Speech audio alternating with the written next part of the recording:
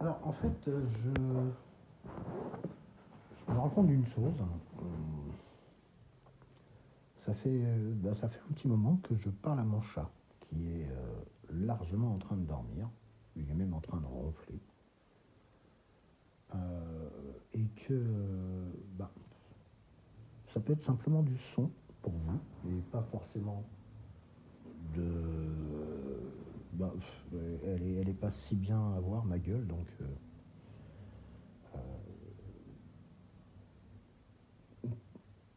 Ça sera toujours en continu chez moi. Déjà parce que je ne maîtrise pas les outils de montage. Et puis ça peut être rigolo de n'avoir que le son avec un écran tout noir. Je ne sais pas si ma machine continue d'enregistrer. Si c'est pas le cas, c'est pas grave. Je referai ça une autre fois ou pas d'ailleurs. J'avais envie de parler des débuts de l'informatique, de l'informatique en règle générale, des codages. Ce qui se passe aujourd'hui, c'est ce qu'on appelle l'intelligence artificielle. On est passé à un degré largement supérieur, parfois à nos capacités intellectuelles. C'est assez hallucinant, hein, les chatbots, je ne sais plus quels sont les autres robots qui existent. Mais tout ça, ça a commencé. Aujourd'hui, nous sommes en 2023. Fin avril 2023, pour être précis. Mais ça a commencé, en tout cas pour moi, ça a commencé en 1980. Ouais, je sais, la majorité d'entre vous n'était pas nés à cette époque. C'est clair et évident. Moi, j'ai découvert ce monde donc en 1980. J'avais 11 ans à peu près. Oui, je suis né en 69. Comme ça, c'est clair. Et j'ai découvert ça par le biais du... le mercredi, à l'époque, il n'y avait pas école. Donc, il fallait qu'un de mes parents s'occupe de moi toute la journée du mercredi. J'allais quasiment systématiquement au travail de ma maman, qui elle était dans la publicité. Elle était comptable pour une boîte de pub. Qui était à Paris, dans ce qu'on appelle les beaux quartiers, si tu veux. Et donc, moi, je passais mon temps à circuler dans les différents bureaux, parce qu'il y a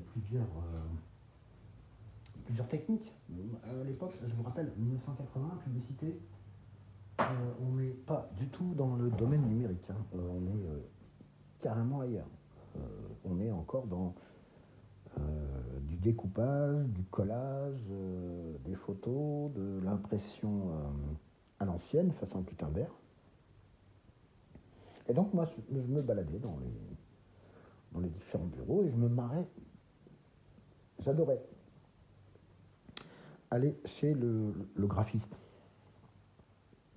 Celui qui est avec déjà, il a fait un dessin avant, etc. Mais il reproduisait son dessin en vrai, en découpant des petits motifs au scalpel. Vous imaginez, il est assis sur une chaise haute, vous savez, celle qui peut descendre et qui peut monter, une chaise de bar ou de tabouret, je ne sais pas comment ça s'appelle. Il a en face de lui une table de travail, c'est un plan incliné, qu'il peut incliner selon les degrés qu'il veut en fonction de la chose qu'il va faire. Ça peut être complètement plat ou à 45 degrés. Enfin, complètement pas, c'est à 0 degré ou à 45. et moi, je m'éclatais à le regarder travailler. Je pense que je le saoulais un petit peu aussi, d'ailleurs. Parce que c'est pas toujours facile d'avoir un môme de 10 ans qui est en train de t'espionner pendant que tu es en train de bosser pour quelque chose de sérieux. Mais bon, moi je m'éclatais. C'était magnifique.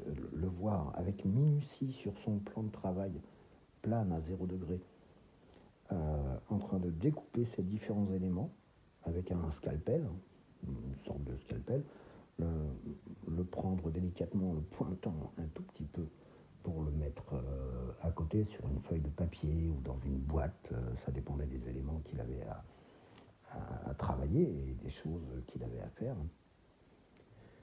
Et puis voir tout le processus de fabrication qu'il y a derrière. Alors maintenant c'est clair, hein, tu fais 3 clics avec n'importe quelle appli, tu vas modifier, assembler et créer une très belle image d'ailleurs, hein. Ça peut être très beau, mais à l'époque, je vous parle d'un temps que les moins de 20 ans ne peuvent pas connaître. Montmartre en ce temps-là. Bon, j'arrête. Il paraît que les gens n'aiment pas quand je chante. Bon, vous me direz si... Bref, le voir fabriquer ces trucs. Et ensuite, les voir affichés sur les murs de ma ville, enfin sur les murs, sur les panneaux publicitaires de ma ville, c'était un kiff assez énorme. Mais je crois que j'ai perdu le fil là. Le but c'était de parler d'informatique. Ah ben il y a peut-être un petit lien là. En face des bureaux où ma maman travaillait, il y a un moment où j'ai vu quelques travaux qui se déroulaient dans un énorme bâtiment. Mais quand je dis énorme, c'est énorme. Genre 3000 mètres carrés ou un truc dans le genre. Quoique mon filtre de l'époque, enfin c'était très grand. C'était très grand. Et je vois qu'ils sont en train de fabriquer, rénover, mettre de la peinture, installer des trucs, du câble, des tables et tout le bazar. Pour moi, c'était bizarre. C'était assez étonnant et troublant.